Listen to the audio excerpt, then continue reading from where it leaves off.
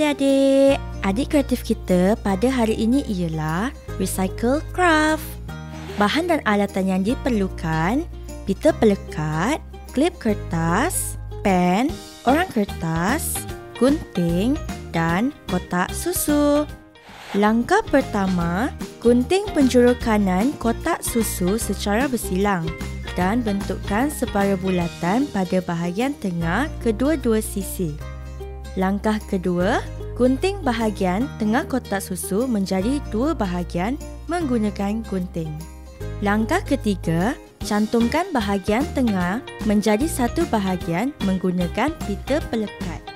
Langkah keempat, lubangkan separuh bulatan menggunakan pen. Langkah kelima, lenturkan klip kertas menjadi bentuk seperti ini. Kemudian masukkan pada kedua-dua lubang itu tadi. Langkah terakhir, lekatkan pita pelekat pada kedua-dua kaki orang kertas dan lekatkan bentuk cuboid pada bahagian atas kotak susu. Recycle craft adik-adik dah siap. Selamat mencuba!